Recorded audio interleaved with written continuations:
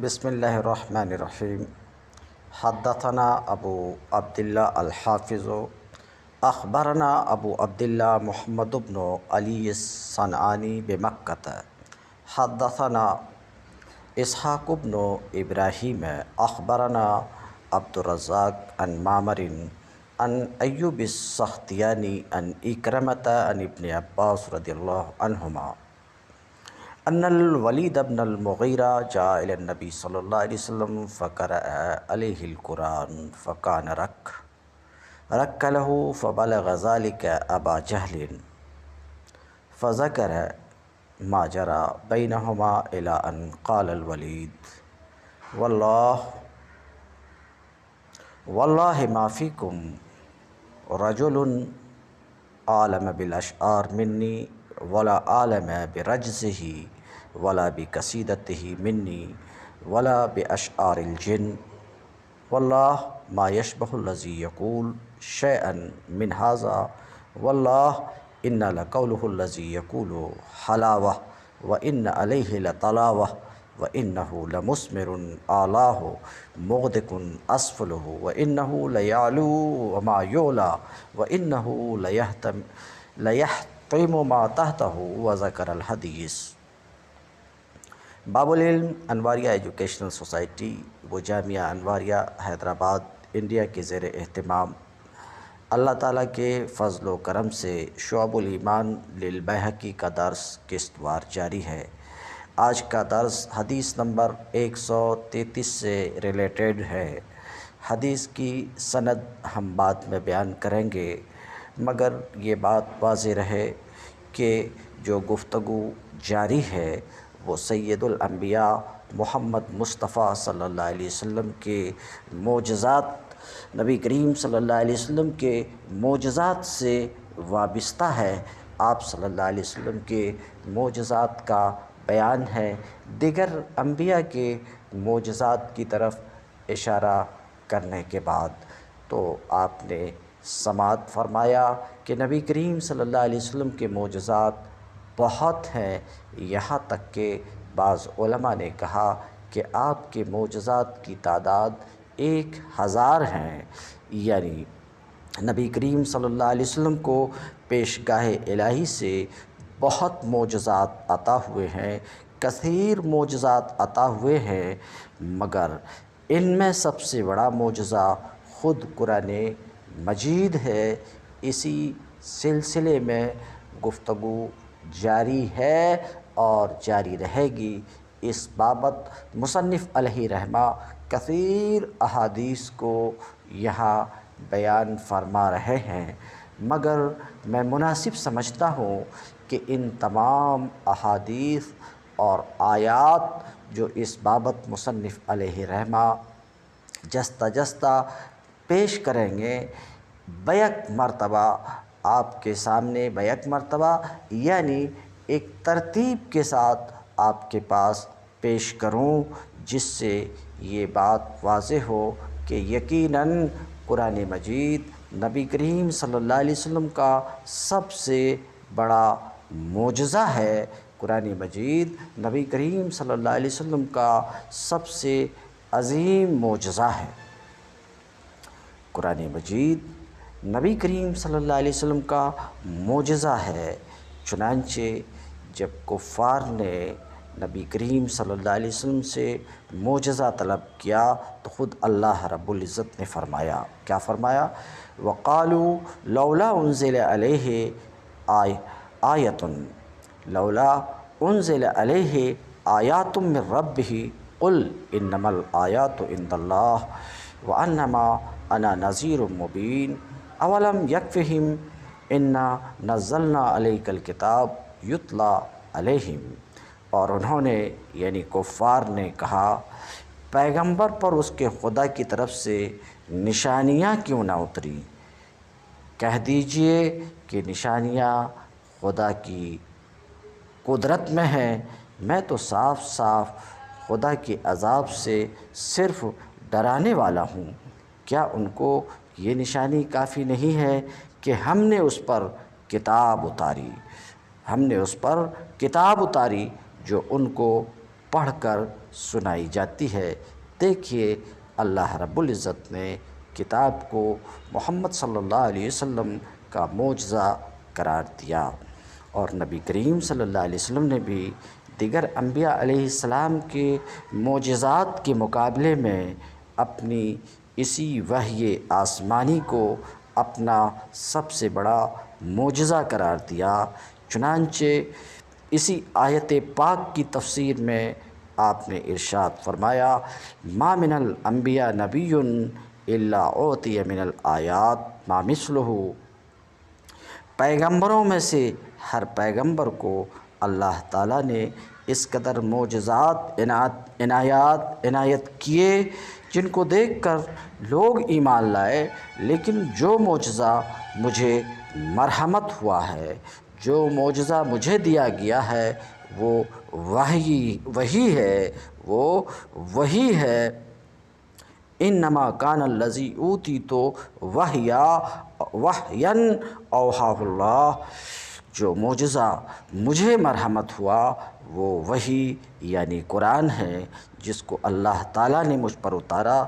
اس لیے میں امید کرتا ہوں کہ قیامت کے دن میرے پیرووں کی تعداد سب سے زیادہ ہوگی۔ تو دیکھیے اس حدیث میں نبی کریم صلی اللہ علیہ وسلم نے قرآن کو اپنا معجزہ قرار دیا۔ اس حدیث سے متعدد نقطے حل ہوتے ہیں۔ نمبر 1، ہر پیغمبر کو کوئی نہ کوئی معجزہ عطا ہوا ہے۔ نمبر 2، دیگر انبیاء علیہ السلام کے معجزات وقتی اور عارضی ہوئے اور ہو کر ختم ہو گئے، لیکن نبی کریم صلی اللہ علیہ وسلم کا معجزہ اعظم یعنی قرآن مجید قیامت تک دنیا میں قائم اور باقی رہے گا۔ تیسرا نقطہ، چونکہ وہ معجزے وقتی اور عارضی تھے، اس لیے ان سے جو اثر پیدا ہوا وہ بھی وقتی اور عارضی تھا، برخلاف اس کے قرآن مجید چونکہ ہمیشہ دنیا میں قائم رہنے والا ہے، اس لیے قرآن مجید کا اثر بھی دائمی اور ہمیشہ باقی رہنے والا ہے، اور قیامت تک نئے نئے لوگوں کو اپنی طرف کھینچتا رہے گا۔ نبی کریم صلی اللہ علیہ وسلم کو جو ربانی نشانیاں جو معجزات اللہ تعالیٰ کی طرف سے عنایت ہوئی، ان میں صرف یہی ایک معجزہ ہے جس کی اللہ تعالیٰ نے تحدی کی ہے، چیلنج کیا ہے اور اعلان عام کیا ہے کہ کوئی اس کی مثال پیش کرے، اور پھر خود ہی اس بات کی اللہ رب العزت نے پیشین گوئی بھی کر دی ہے کہ دنیا ہمیشہ اس کی مثال پیش کرنے سے عاجز اور درماندہ رہے گی، جیسا کہ اللہ رب العزت کا فرمان ہے، قل لئن اجتمعت الانس والجن علی ان یاتوا بمثل هذا القرآن لا یاتون بمثلہ ولو کان بعضهم لبعض ظہیرا۔ کہہ دیجئے اے نبی، اے محبوب، اگر تمام جن و انس مل کر بھی چاہیں کہ اس جیسا قرآن بنا لائیں تو نہیں لا سکتے، اگرچہ وہ ایک دوسرے کی مدد پر کیوں نہ ہوں۔ سورہ ہود میں پورے قرآن کے بجائے صرف 10 سورتوں کا جواب مانگا گیا منکرین قرآن سے۔ اللہ رب العزت سورہ ہود میں فرماتا ہے، ام یقولون افتراہ فاتوا بعشر سور مثلہ مفتریات وادعوہ من استطعتم من دون اللہ ان کنتم صادقین۔ کیا وہ کہتے ہیں کہ پیغمبر نے اس کو اپنے جی سے بنا لیا ہے؟ تو کہہ دیجئے کہ وہ ایسی بنائی ہوئی 10 ہی صورتیں لے آئیں اور اپنی مدد کے لیے اللہ کے سوا جس کو چاہیں بلا لیں، اگر وہ اپنے اس دعوے میں سچے ہیں کہ محمد نے اپنے جی سے اسے بنا لیا ہے۔ اس کے بعد کی آیتوں میں 10 صورتوں سے گھٹا کر ایک ہی سورہ کا جواب لانے کی تحدی کی گئی، چیلنج کیا گیا۔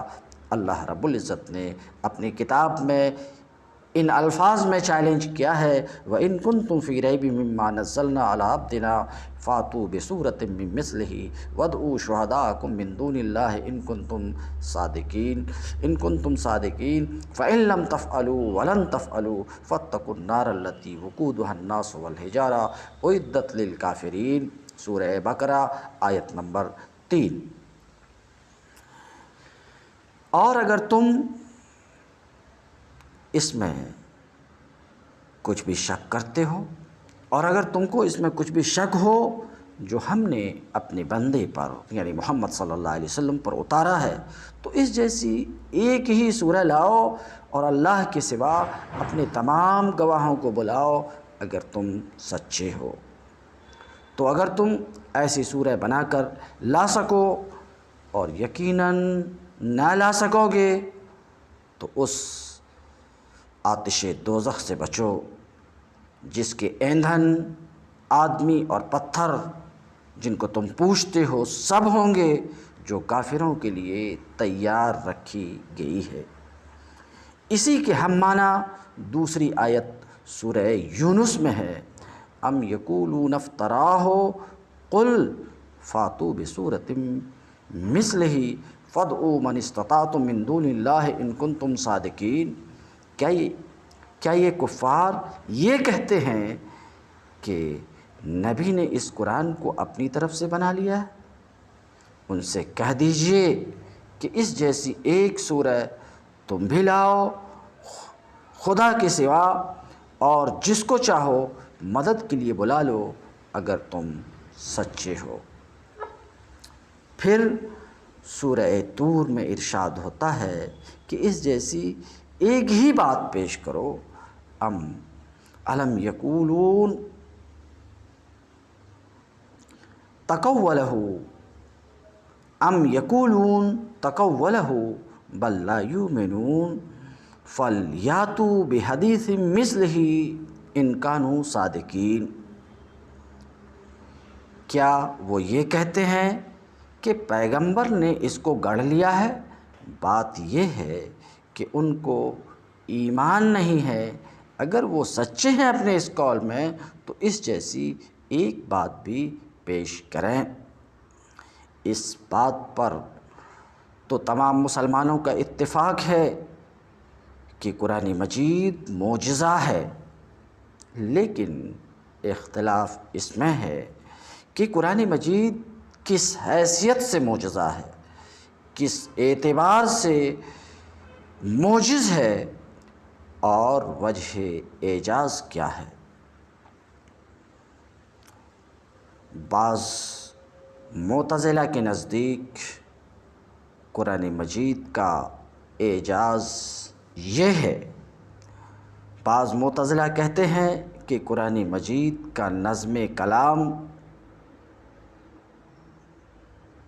اسٹائل معجزہ ہے، یعنی اہل عرب کا کلام جس طرز اور اسلوب پر ہوا کرتا تھا، قرآن مجید نے ان کو چھوڑ کر ایک اور بدیع طرز، عجیب اسلوب اختیار کیا جو عرب میں موجود نہ تھا۔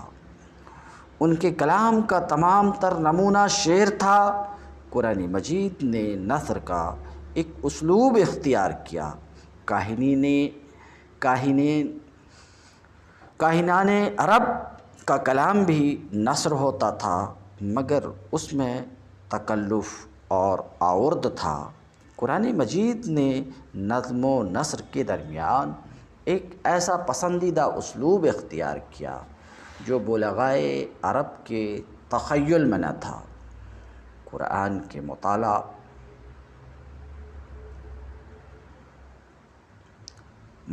مقاطع اور فواصل، یعنی جس طرح قرآن کسی بیان کا آغاز اور اس کا خاتمہ کرتا ہے، اور جس طرح ایک ایک آیت کو توڑتا جاتا ہے، وہ حد اعجاز میں داخل ہے۔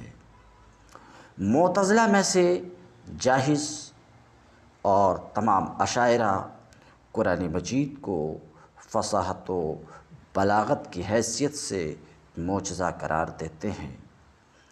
نظام معتزلی اور ابن حزم ظاہری یہ اعتقاد رکھتے ہیں، اور امام فخر الدین رازی بھی اس کو اقرب الی الصواب کہتے ہیں کہ قرآن مجید کا اعجاز یہ ہے کہ اللہ تعالیٰ نے اپنی قدرت کاملہ سے تمام بلغائے عرب و عجم کی زبانیں اس کے مقابلے میں گنگ کر دیں، اور اس لیے وہ اس کا جواب نہیں لا سکتے۔ بعض متکلمین کے نزدیک وجہ اعجاز قرآن مجید کا اظہار غیب اور پیشین گوئیاں ہیں جو انسان کے امکان سے، قوت امکان سے باہر ہیں۔ بعض علماء کہتے ہیں کہ قرآن مجید کا اعجاز یہ ہے کہ وہ لوگوں کے دل کے چھپے ہوئے اسرار کو فاش کرتا تھا جو انسانی دسترس سے باہر ہے۔ کسی نے وجہ اعجاز یہ بتائی ہے کہ اور انسان کے کلام بلند و پست، کامل و ناقص، صحیح و غلط، غرض مختلف المراتب ہوتے ہیں، لیکن قرآن مجید شروع سے آخر تک بلندی کمال اور صحت کے لحاظ سے ایک ہی نوعیت کا ہے۔ کچھ لوگوں کی یہ رائے ہے کہ قرآن کا معجزہ یہ ہے کہ ایک امی کی زبان سے ایسا کلام بلاغت نظام نکلا۔ بعضوں کا خیال ہے قرآن مجید کے اعجاز کی ایک وجہ اس کی خارق عادت تاثیر اور قلوب انسانی کی تسخیر بھی قرار دی جا سکتی ہے۔ بعضوں نے یہ ثابت کیا ہے کہ قرآن مجید کا اصلی اعجاز اس کے احکامات، تعلیمات اور ارشادات ہیں۔ حقیقت یہ ہے کہ یہ تمام اختلافات باہم متضاد نہیں۔ یہ سارے اختلافات جسے آپ نے سنا کہ قرآن کس اعتبار سے معجزہ ہے، لوگوں کی مختلف آراء آپ کے سامنے آئی۔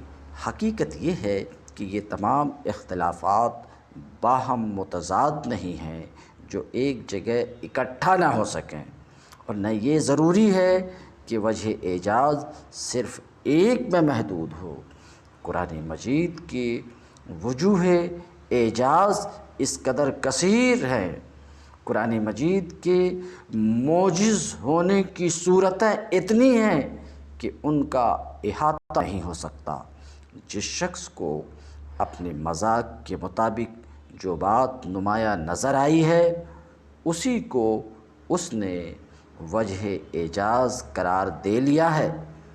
کوئی حسین اور خوبصورت چیز جب ناقدین فن کی نگاہوں کے سامنے آتی ہے تو کوئی اس کے رنگ و روغن کا مداح ہوتا ہے، کوئی اس کے اعتدال قامت کی تعریف کرتا ہے، کوئی اس کی وضع قطع کو سب سے زیادہ پسند کرتا ہے، کوئی اس کی زیبائش و آرائش کی تعریف کرتا ہے، تو در حقیقت اس کی ذات ان تمام اوصاف کا مجموعہ ہوتی ہے۔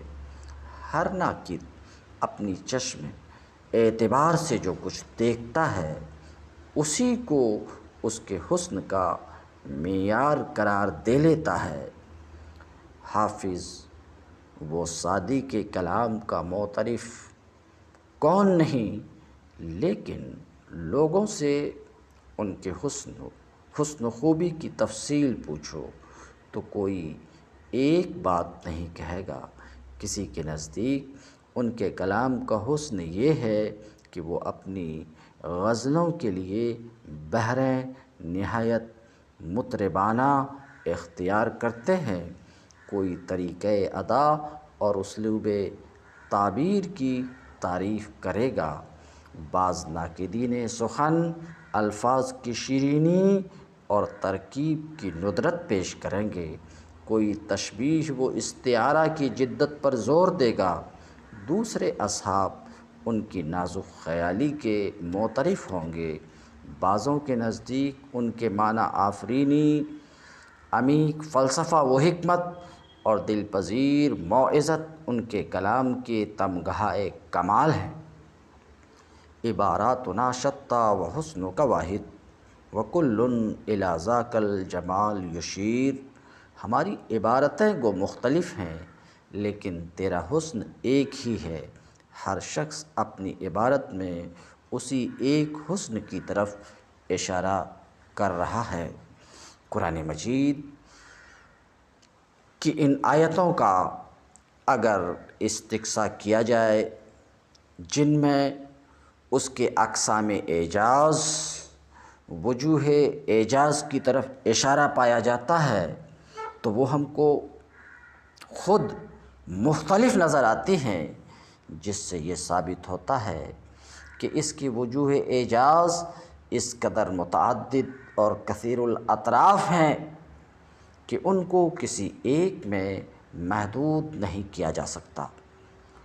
قرآن نے کہیں تو اپنی تعلیم و ارشاد کی مدح کی ہے، کہیں اپنی تاثیر اور قوت جذب کی طرف اشارہ کیا ہے، کہیں اپنی یکسانی اور عدم اختلاف کو اپنے خدا کی طرف سے ہونے کی نشانی بتائی ہے، کہیں اس نے اپنی عربیت اور حسن کلام کو ظاہر کیا ہے، کہیں ایک امی زبان کا پیغام ہونا اپنا معجزہ بتایا ہے، ایک موقع پر اپنی ہدایت و رہنمائی کو مخصوص ترین وصف قرار دیا ہے، کہیں وہ خود کو نور، خدا، حکمت بینہ اور دیگر مختلف اوصاف معنوی کا پیکر کہتا ہے۔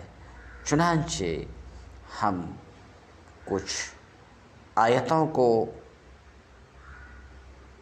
کوٹ کرتے ہیں جن سے قرآن کے اعجاز کی اقسام کا اندازہ لگایا جا سکے۔ قرآن کی فصاحت و بلاغت تو اللہ رب العزت کا فرمان ہے، لسان الذین یلحدون الیہ اعجمی وھذا لسان عربی مبین۔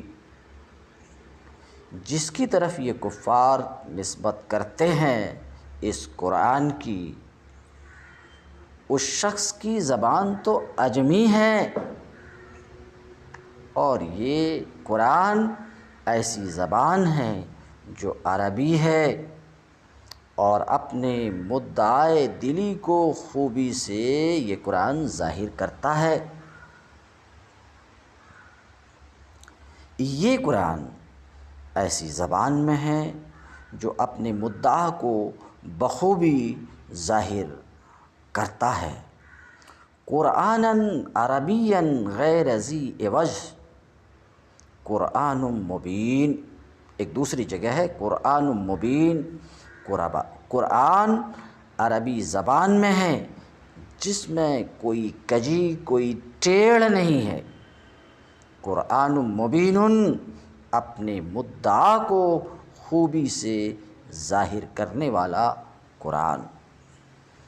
یکسانی اور عدم اختلاف کے اعتبار سے اس کا اعجاز تو اللہ رب العزت فرماتا ہے، افلا یتذکرون القرآن ولو کان من عند غیر اللہ لوجدوا فیہ اختلافا کثیرا۔ کیا یہ کافر قرآن میں غور نہیں کرتے؟ اگر یہ خدا کے سوا کسی اور کی طرف سے ہوتا تو وہ اس میں بہت سے اختلاف پاتے، تو قرآن میں اختلاف کا نہ ہونا اور یکسانیت ہونا یہ بھی قرآن کا ایک اعجاز ہے۔ اسی طریقے سے قوت تاثیر کے اعتبار سے قرآن کا اعجاز تو اللہ رب العزت فرماتا ہے، وَلَقَدْ جَاءَهُم مِّنَ انبائے ما فیہ مزدجر حکمت بالغۃ فما تغنی النذر۔ ان کو قرآن کے ذریعے سے اگلی امتوں کے اتنے حالات سنائے جا چکے ہیں جو ان کی تنبیہ کو کافی تھے۔ یہ قرآن دل تک پہنچ جانے والی دانائی ہے، لیکن ان کو ڈرانا بھی فائدہ نہیں پہنچا سکتا ہے۔ قرآن مجید کو سحر اور جادو کہتے تھے، یہ کیوں؟ اس کی اسی تاثیر اور قوت تسخیر کے بنا پر، جیسا کہ اللہ رب العزت ارشاد فرماتا ہے وَإِذَا تُتْلَىٰ عَلَيْهِمْ آيَاتُنَا بَيِّنَاتٍ قَالَ الَّذِينَ كَفَرُوا، جب ان کافروں پر ہماری کھلی کھلی آیتیں پڑھی جاتی ہیں تو وہ لوگ جو سچائی کے انکار کرنے والے ہیں، سچائی کے آنے کے بعد اس کا انکار کرتے ہیں، کہتے ہیں یہ تو کھلا ہوا جادو ہے۔ کفار کہتے تھے کہ جب محمد صلی اللہ علیہ وسلم لوگوں کو قرآن پڑھ کر سنانے لگیں تو شور کرو تاکہ لوگ سن کر متاثر نہ ہوں۔ تو کفار بھی سمجھتے تھے کہ قرآن میں تاثیر کی صفت ہے، دل میں اتر جانے کی صفت ہے۔ وَقَالَ الَّذِينَ كَفَرُوا لَا تَسْمَعُوا لِهَٰذَا الْقُرْآنِ وَالْغَوْا فِيهِ لَعَلَّكُمْ تَغْلِبُونَ۔ کفار نے کہا اس قرآن کو سنا نہ کرو اور اس کے پڑھتے وقت شور و گل کرو، شاید کہ تم جیت جاؤ۔ خود قرآن اس کا اعجاز تعلیم و ہدایت کے اعتبار سے بھی بیان کرتا ہے۔ قرآن پاک میں ہے ذَلِكَ الْكِتَابُ لَا رَيْبَ فِيهِ هُدًى لِّلْمُتَّقِينَ، یہی ہے وہ کتاب، اس میں کوئی شک نہیں ہے، یہ پرہیزگاروں کے لیے سرتاپا ہدایت ہے، سراپا ہدایت ہے۔ ان ھذا القرآن یہدی للتی ہی اقوم، یہ قرآن یقیناً یہ قرآن اس تعلیم کی ہدایت کرتا ہے جو سب سے زیادہ صحیح اور مستقیم ہے۔ قل فاتوا بکتاب من عند اللہ هو اہدی منہما، کہہ دیں قرآن اور تورات سے بڑھ کر کوئی ہدایت والی کتاب لاؤ تو میں اس کی پیروی کروں۔ اسی طریقے سے کتاب میں ہے قد جاءکم من اللہ نور و کتاب مبین، تمہارے پاس روشنی اور مدعا کو ظاہر کرنے والی کتاب آ چکی ہے، روشنی اور مدعا کو ظاہر کرنے والی کتاب آ چکی ہے۔ وَلَقَدْ أَنزَلْنَا إِلَيْكَ آیاتٍ بَيِّنَاتٍ، سورہ بقرہ۔ ہم نے آپ کی طرف کھلی ہوئی آیتیں اتاری۔ وَهَٰذَا كِتَابٌ أَنزَلْنَاهُ مُبَارَكٌ فَاتَّبِعُوهُ وَاتَّقُوا لَعَلَّكُمْ تُرْحَمُونَ۔ أَن تَقُولُوا إِنَّمَا أُنزِلَ الْكِتَابُ عَلَىٰ طَائِفَتَيْنِ مِن قَبْلِنَا وَإِن كُنَّا عَن دِرَاسَتِهِمْ لَغَافِلِينَ، أَوْ تَقُولُوا لَوْ أَنَّا أُنزِلَ عَلَيْنَا الْكِتَابُ لَكُنَّا أَهْدَىٰ مِنْهُمْ فَقَدْ جَاءَكُم بَيِّنَةٌ مِّن رَّبِّكُمْ وَهُدًى وَرَحْمَةٌ وَنُزِّلَ مِنَ الْقُرْآنِ مَا هُوَ شِفَاءٌ وَرَحْمَةٌ لِّلْمُؤْمِنِينَ۔ یہ مبارک کتاب ہم نے اتاری تو اس کی پیروی کرو اور پرہیزگاری اختیار کرو تاکہ تم پر رحم کیا جائے، اور کل قیامت کے دن یہ نہ کہو کہ ہم سے پہلے یہود و نصارہ دو قوموں پر کتاب اتاری گئی اور ہم ان کے پڑھنے سے بے خبر تھے، یا یہ کہو کہ اگر ہم پر کتاب اتاری جاتی تو ہم ان دونوں قوموں سے زیادہ راہ راست پر ہوتے، تو لو یہ تمہارے رب کی طرف سے دلیل و ہدایت و رحمت آئی ہے، اور قرآن سے ہم وہ اتارتے ہیں جو مومنوں کے لیے شفا ہے، رحمت ہے۔ وَإِنَّهُ لَكِتَابٌ عَزِيزٌ لَا يَأْتِيهِ الْبَاطِلُ مِنْ بَيْنِ يَدَيْهِ وَلَا مِنْ خَلْفِهِ تَنزِيلٌ مِّنْ حَكِيمٍ حَمِيدٍ۔ یہ عزت والی کتاب ہے جس کے آس پاس بھی باطل نہیں آ سکتا، یہ حکمت اور تعریف والے خدا کی اتاری ہوئی ہے۔ اے پیغمبر، تجھ سے وہی کہا جاتا ہے جو تجھ سے پہلے پیغمبروں سے کہا گیا، تیرا رب بخشش والا بھی ہے اور عذاب والا بھی ہے۔ وَلَوْ جَعَلْنَاهُ قُرْآنًا أَعْجَمِيًّا لَقَالُوا لَوْلَا فُصِّلَتْ۔ اگر ہم اس قرآن کی زبان عجمی کرتے تو وہ لوگ یہ کہتے کہ اس کے احکام کیوں نہیں کھول کے بیان کیے گئے۔ ہم عرب ہیں اور کتاب عجمی ہے، کہہ دے کہ یہ کتاب مومنوں کے لیے ہدایت اور شفا ہے۔ فصلت یا ایھا الناس قد جاءتکم موعظۃ من ربکم وشفاء لما فی الصدور وہدی ورحمۃ للمؤمنین۔ لوگو، تمہارے پاس تمہارے پروردگار کی طرف سے نصیحت آ چکی، اور وہ دلوں کے امراض کا علاج ہے، اور مسلمانوں کے لیے ہدایت و رحمت ہے۔ والقرآن الحکیم، حکمت والے قرآن کی قسم۔ والقرآن ذی ذکر، نصیحت والے قرآن کی قسم۔ قرآن کا جواب لانے کی کسی مخلوق میں سعت اور قدرت نہیں ہے۔ اللہ رب العزت فرماتا ہے لا یاتون بمثلہ، جن و انس اس کا جواب نہیں لا سکتے۔ ولن یفعلوا، لا یاتون بمثلہ ولن یفعلوا، اور یہ کفار ہرگز اس کا جواب نہیں لا سکتے۔ ایک امی کی زبان سے ادا ہونا، یہ بھی قرآن کا اعجاز ہے۔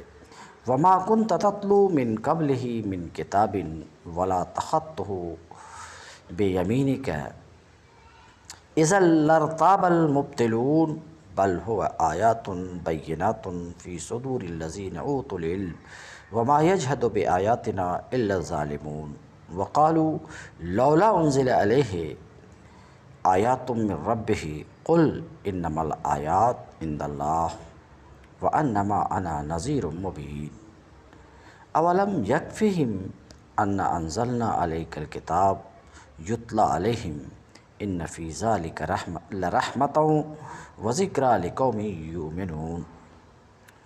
قرآن سے پہلے اے نبی، نہ تو آپ کچھ پڑھ کر سناتے تھے، نہ اپنے ہاتھ سے لکھتے تھے۔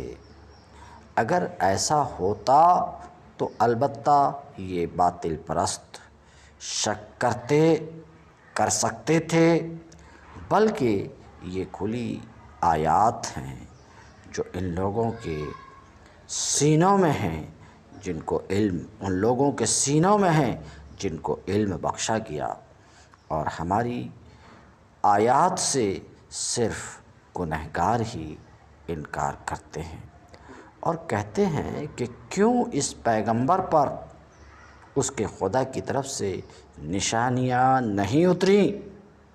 کہہ دیجئے کہ نشانیاں اللہ کے قبضے میں ہے، میں تو کھلا ڈرانے والا ہوں۔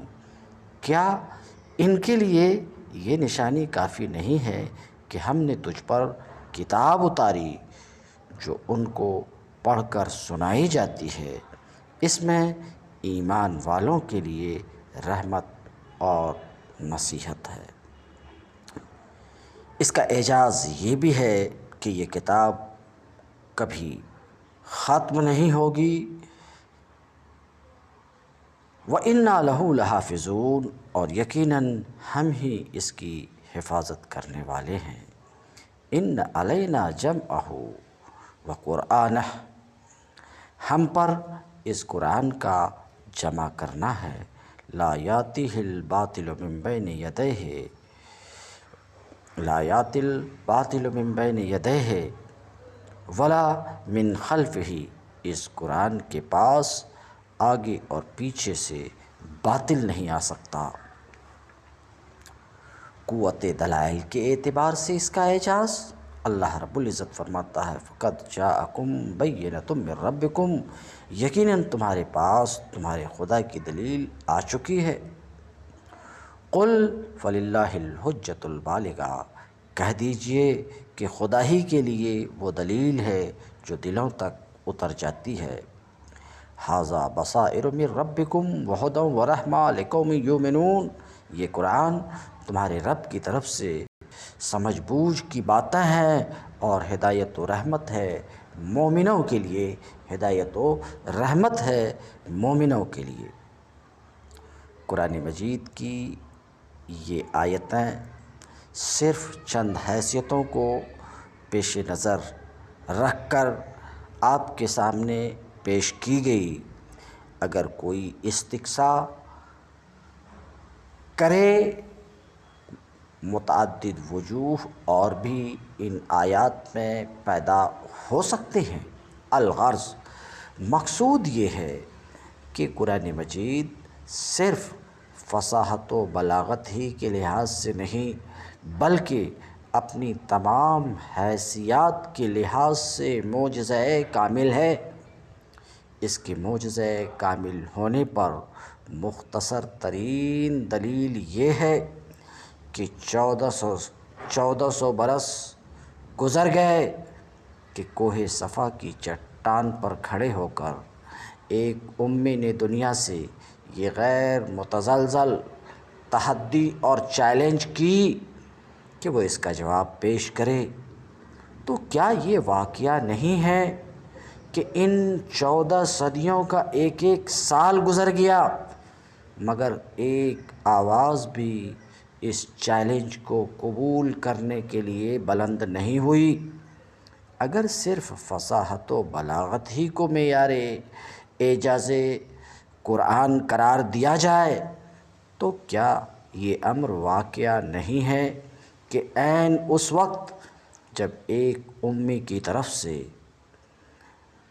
جو ایک شعر تک موضوع نہیں پڑھ سکتا تھا، یہ مدعیانہ اعلان عرب میں شائع ہوا، اس وقت عرب کے قبیلے میں زبان آور شعراء اور آتش بیاں خطباء موجود تھے، مگر اس صوت سرمدی کے سامنے سب کی زبانیں گونگ ہو گئیں۔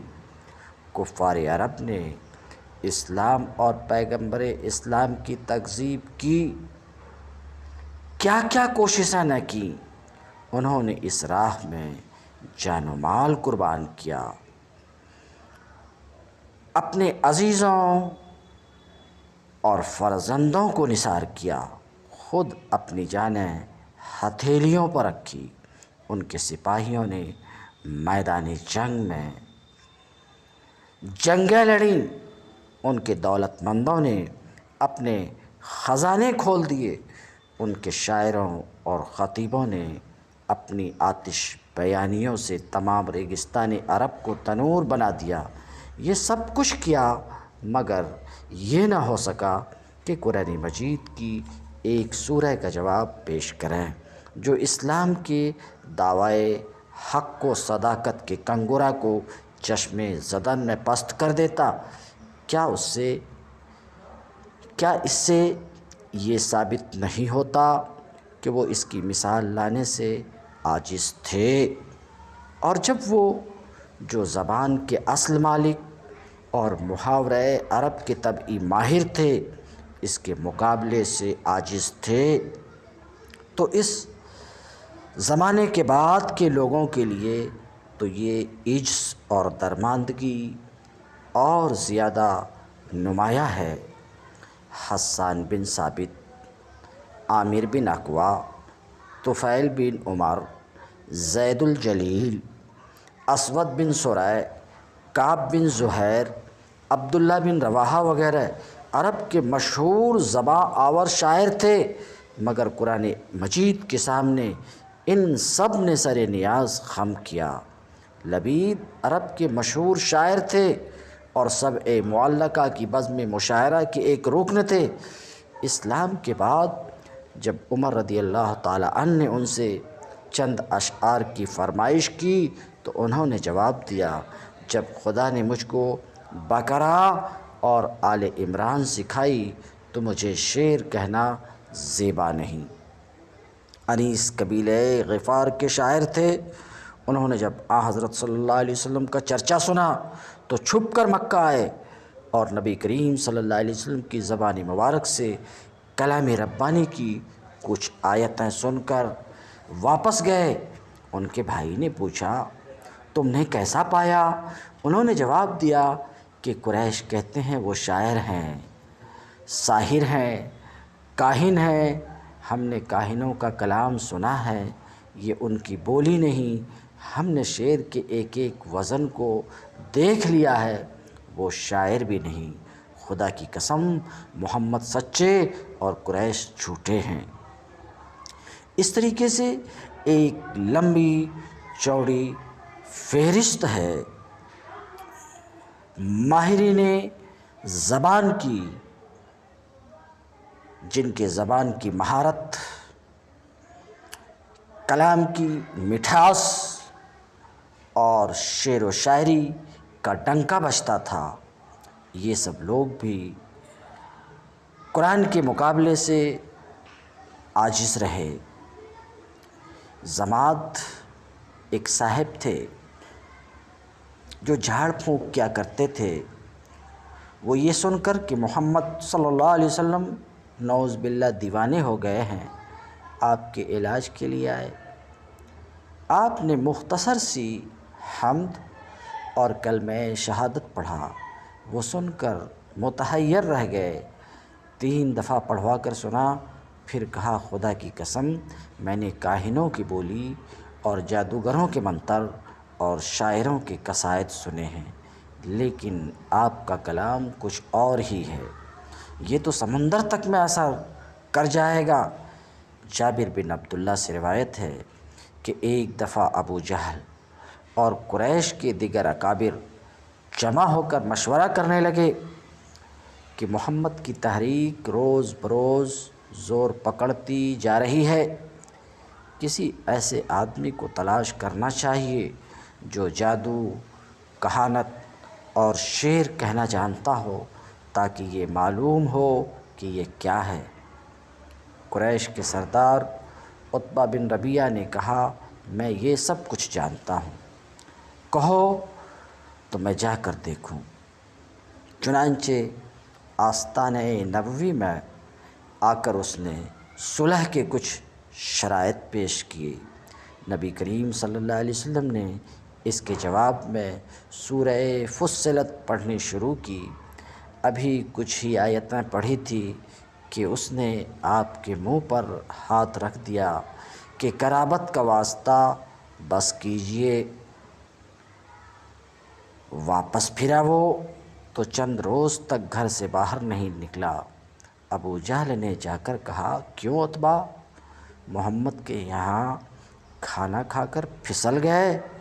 عتبہ نے کہا، تم جانتے ہو کہ میں سب سے زیادہ دولت مند ہوں، مجھ کو دولت کی طمع دامن گیر نہیں ہو سکتی، لیکن محمد نے میرے جواب میں جو کلام پیش کیا وہ نہ شعر تھا، نہ کہانت تھی، نہ جادو۔ میں نے ایسا کلام کبھی نہیں سنا۔ انہوں نے جو کلام پڑھا اس میں عذاب الہی کی دھمکی تھی۔ میں نے ان کو قرابت کا واسطہ دیا کہ چپ ہو جائیں، میں ڈرا کہ تم پر عذاب نہ آ جائے۔ لوگوں نے کہا، محمد نے اپنی زبان سے عتبہ پر جادو کر دیا۔ ولید بن مغیرہ قریش میں بڑا دولت مند اور صاحب اثر تھا۔ وہ ایک دفعہ آپ کی خدمت میں آیا اور فرمائش کی کہ کچھ پڑھ کر سنائیے۔ آپ نے چند آیتیں پڑھی، اس نے مکرر پڑھوا کر سنی، آخر بے خود ہو کر بولا، خدا کی قسم اس میں کچھ اور ہی شیرینی اور تازگی ہے۔ اس نخل کی شاخوں میں پھل اور اس کا تنا بھاری ہے، یہ کسی انسان کا کلام نہیں۔ بنو زحل بن شیبان کے سردار مفروق کے سامنے آپ نے چند آیتیں پڑھیں تو گو وہ مسلمان نہ ہوا مگر کلام الہی سے متاثر ہوا۔ نجاشی کے دربار میں حضرت جعفر نے جب سورہ مریم کی تلاوت کی تو اس پر رقت طاری ہو گئی، اس کی دونوں آنکھوں سے آنسو جاری ہو گئے۔ پھر کہا، خدا کی قسم یہ کلام یعنی قرآن مجید اور انجیل دونوں ایک ہی چراغ کے پرتوں ہیں۔ اس قسم کے اور بعض واقعات ابن اسحاق نے سیرت میں نقل کیے ہیں، اور بہت سے واقعات ہیں، مگر تطویل کے ڈر سے میں اس پر اکتفا کرتا ہوں کہ لوگ کیوں کر قرآن مجید کی آیتیں سن کر متاثر ہو جاتے تھے۔ حضرت عمر کا دل ایک سورہ کی چند آیتیں پڑھ کر اور سن کر پتھر سے موم ہو گیا۔ حضرت جبیر بن مطعم اسیران بدر کو چھڑانے آئے تھے، انہوں نے نبی کریم صلی اللہ علیہ وسلم سے سورہ طور کی ایک دو آیتیں سن لی تو فوراً حلقے بگوش اسلام ہو گئے۔ حضرت طفیل بن عمرو دوسی کے کانوں میں اتفاقیہ قرآن مجید کی چند آیتیں پہنچ گئی تو مسلمان ہو گئے۔ طائف کے سفر میں حضرت خالد العدوانی نے آپ کو والسماء والطارق پڑھتے سنا تو گو وہ اس وقت مسلمان نہ ہوئے مگر پوری سورہ ان کے دل میں گھر کر گئی، یعنی یاد ہو گئی۔ حبش سے 20 آدمیوں کی ایک جماعت حاضر خدمت ہوئی، آپ نے ان کو قرآن مجید پڑھ کر سنایا، ان کی آنکھوں سے آنسو جاری ہو گئے۔ حضرت ابو عبیدہ، حضرت ابو سلمہ، حضرت ارقم بن ارقم، یہ تینوں اصحاب اسی کی کشش مقناطیسی سے کھنچ کر حلقہ اسلام میں آئے، اور تو اور خود محبت وحی حامل کلام ربانی کا کیا حال تھا۔ حضرت عبداللہ ابن مسعود رضی اللہ تعالیٰ عنہ نے ایک دفعہ قرأت شروع کی تو بے اختیار چشم مبارک سے آنسو جاری ہو گئے۔ ایک اور موقع پر قرآن مجید کی چند آیتیں زبان مبارک سے ادا ہوئیں اور اس کے بعد آنسوؤں کا تار بند گیا۔ کلام کی یہ شیرینی، یہ نمکینی، یہ تاثیر، یہ تسخیر جو دوست و دشمن، موافق و مخالف، شاہ و غدا، عالم و جاہل، پیغمبر و امت، سب کو یکساں فریفتہ کرتی ہے، اعجاز نہیں تو اور کیا ہے۔ حکماء، فلاسفہ، ادبا، اہل لغت، مفسرین، محدثین، فقہا، صوفیہ، شعراء، متکلمین، غرض نوع انسانی کی وہ کون سی صنف ہے جس نے ایک امی کی زبان سے ادا ہونے والے پیغام عشق محبت میں اپنا سرمایہ حیات قربان نہیں کر دیا، اور جن کو اس کلام کی تشریح و تفصیل اور تحقیق و توضیح کے لیے خدمات کی لذت میں دنیا کی تمام نعمتیں ہیچ نظر آئیں۔ کیا یہ اعجاز نہیں ہے؟ غور کیجئے کہ ایک امی محض جو امیوں ہی کی گودوں میں پلا اور پل کر جوان ہو کر اس نے ہوش سنبھالا تو گرد و پیش تاریکیوں، اور ظلمتوں کے سوا اس کو کچھ نظر نہ آیا۔ علوم و فنون اور تمدن و تہذیب سے ایک آری ملک، آری شہر اور آری خاندان کے اندر نشو و نما پائی، جہاں اہل فکر اور ارباب علم کا وجود نہ تھا، نہ خود اس کا خاندان اور اس کا وطن، نہ نوشت و خواند کے نقوش و حروف سے آشنا تھا، نہ گزشتہ صحف انبیاء اور افکار عالیہ کا ایک حرف اس کے کان میں کبھی نہیں پڑا۔ علماء اور دانشوروں کی صحبت اس نے نہیں اٹھائی۔ اصول قانون، مبادئ اخلاق، محاسن علم و عمل کو کوئی ظاہری تعلیم اس کو نہیں ملی، بلکہ مدرسہ علم و حکمت کے سائے دیوار تک کبھی اس کا گزر نہیں ہوا، اور اسی طرح وہ اپنی زندگی کے 40 دورے پورے کرتا ہے کہ دفعتاً غار حرا کے ایک دہانے سے اجالا ہوتا ہے، علوم و فنون اور تہذیب و تمدن کا سرچشمہ ابلتا ہے، ظاہری نوشت و خواند کے نقوش و حروف کا طلسم ٹوٹ جاتا ہے، صحف انبیاء اور افکار عالیہ کے اوراق اس کی زبان پر جاری ہوتے ہیں، اس کے پرتو صحبت سے امی اور جاہل، علماء دہر اور دانشوران روزگار بن کر نکلنے لگتے ہیں۔ اصول قانون، مبادئ اخلاق اور محاسن علم و عمل کی تعلیم کا غلغلہ اس کی بزم فیض کے گوشہ گوشہ سے بلند ہوتا ہے، کلام ربانی کے پردے میں علم و حکمت کے پوشیدہ اسرار فاش ہونے لگتے ہیں۔ اس سے زیادہ قرآن مجید کے معجز ہونے کی اور کیا دلیل ہو سکتی ہے؟ تورات قانون و شریعت ہے، لیکن اخلاق و موعظت نہیں۔ انجیل اخلاق و موعظت ہے، لیکن قانون و شریعت نہیں۔ زبور مخاطبات قلبی اور دعاؤں کا مجموعہ ہے، لیکن دیگر صفات سے خالی۔ مسیح کے صحیفہ میں خطابت کی ہنگامہ آرائیاں ہیں، مگر استدلال اور فکر و نظر کی دعوت نہیں۔ صحف بنی اسرائیل پیشین گوئیوں سے لبریز ہیں، مگر دقائق حکمت اور اسرار ایمان و عمل سے خالی ہیں۔ دنیا میں ایک ہی کتاب الہی ہے جو قانون و شریعت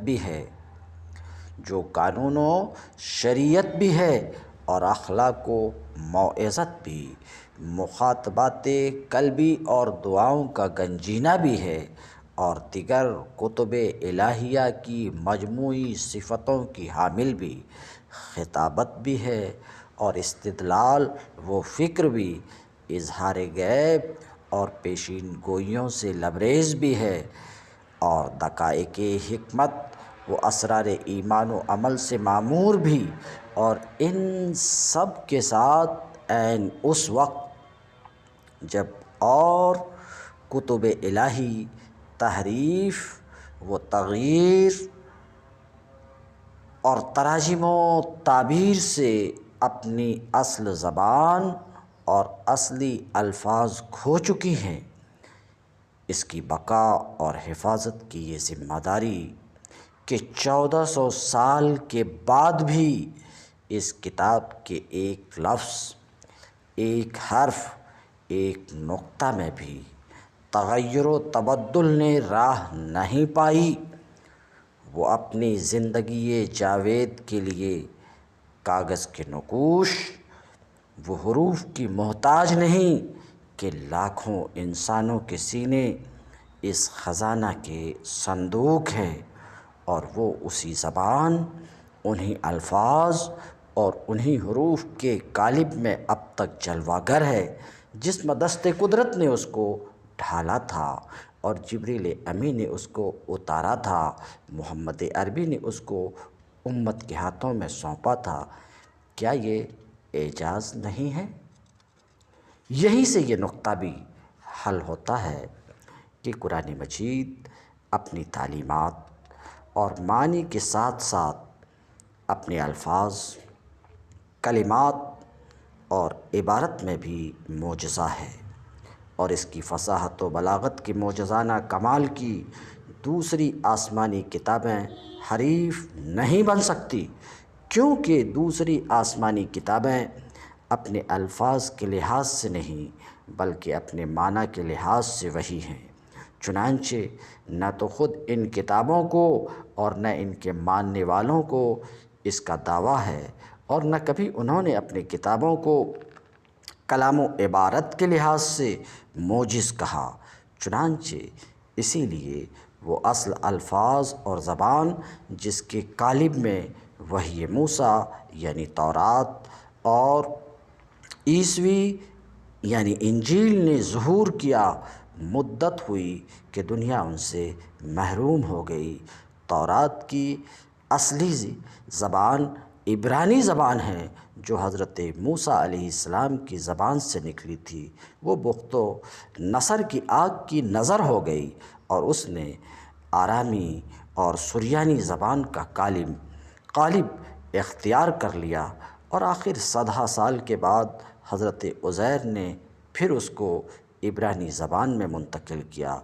انجیل کے متعلق ابھی تک یہی طے نہیں ہوا کہ اس کی اصل زبان کیا تھی اور انجیل پہلے پہل کس زبان میں لکھی گئی تھی۔ انجیل کی سب سے قدیم زبان یونانی زبان ہے، مگر ظاہر ہے کہ یہ وہ زبان نہیں جو حضرت عیسیٰ علیہ السلام فلسطین کے ملک میں بولتے تھے۔ ایسی حالت میں ان کتابوں کی فصاحت و بلاغت کے اعجاز اور اس کے الفاظ کی من جانب اللہ ہونے کا دعویٰ کیوں کیا جا سکتا ہے؟ برخلاف وحی محمدی کہ سب سے پہلی اور سب سے آخری کتاب ہے جس نے اس حیثیت سے اپنے اعجاز کا دعویٰ کیا۔ چنانچہ قرآن مجید کا حرف حرف اور لفظ لفظ وحی ہے، اور یہ وحی ہے جو محمد صلی اللہ علیہ وسلم کی زبان سے ادا ہوا۔ وہ ہر قسم کی تحریف و تغییر سے پاک ہے، اس لیے اس کے الفاظ، کلمات اور عبارات تک معجزہ ہیں، اور اس وصف میں دنیا کی کوئی آسمانی کتاب اس کی ہمسری کا دعویٰ نہیں کر سکتی۔ حدیث نمبر 133۔ ہمیں حدیث بیان کی ہے ابو عبداللہ حافظ نے کہ خبر دی ہے ابو عبداللہ محمد بن علی صنعانی نے مکہ میں کہ ہمیں حدیث بیان کی ہے اسحاق بن ابراہیم نے کہ خبر دی ہے عبدالرزاق نے معمر سے، انہوں نے ایوب سختیانی سے، انہوں نے اکرمہ سے، انہوں نے حضرت ابن عباس رضی اللہ تعالی عنہ سے کہ ولید بن مغیرہ نبی کریم صلی اللہ علیہ وسلم کی خدمت میں آیا، آپ نے اس کے آگے قرآن کریم کی تلاوت کی جس سے اس کا دل بڑا نرم ہوا۔ یہ خبر ابو جہل کو پہنچی۔ ولید نے پورا ماجرا سنایا۔ اسی اثنا میں ولید نے کہا، اللہ کی قسم تمہارے اندر اشعار کو جاننے والا مجھ سے بڑا کوئی نہیں، اور نہ مجھ سے زیادہ کوئی رجس وہ قصیدہ پڑھنے اور جاننے والا ہے، اور نہ ہی جنوں کے اشعار میں۔ اللہ کی قسم محمد جو کہتے ہیں اس میں سے کوئی بھی چیز اس کی مثل نہیں ہے۔ اللہ کی قسم اس کے قول میں جو وہ کہتے ہیں ایک حلاوت ہے، مٹھاس ہے، شیرینی ہے، اس کے کلام میں تازگی ہے۔ یہ وہ کلام ہے جس کا پھل بلند و بالا ہے، جس کے اوپر کا حصہ پھلدار ہے، جس کا نچلا حصہ چشمہ آب شیریں ہے، وہ برتر ہے۔ غالب ہے مغلوب نہیں، وہ غالب ہے مغلوب نہیں۔ قال البیہقی رحمہ اللہ ھکذا حدثناہ موصولا ورواہ حماد بن زید عن ایوب عن اکرمہ مرسلا وذکر الآیۃ التی قرأہا ان اللہ یأمر بالعدل والإحسان وروینا من وجہ آخر عن ابن عباس۔ کہتے ہیں امام بیہقی نے فرمایا ہمیں انہوں نے اسی طرح موصول حدیث بیان فرمائی۔ اس روایت کو حماد بن زید نے ایوب سے اکرمہ سے مرسلاً روایت کیا ہے۔ اس نے وہ آیت بھی ذکر کی ہے جو آپ صلی اللہ علیہ وسلم نے تلاوت کی تھی، وہ یہ تھی ان اللہ یامر بالعدل والاحسان، بے شک اللہ تعالیٰ عدل و انصاف کا حکم دیتا ہے۔ بیہقی کہتے ہیں ہم نے اس کو ایک دوسرے طریق سے حضرت ابن عباس سے روایت کیا ہے جو کہ اس سے بھی زیادہ اتم ہے۔ انشاءاللہ یہ روایت اگلے درس میں آئے گی۔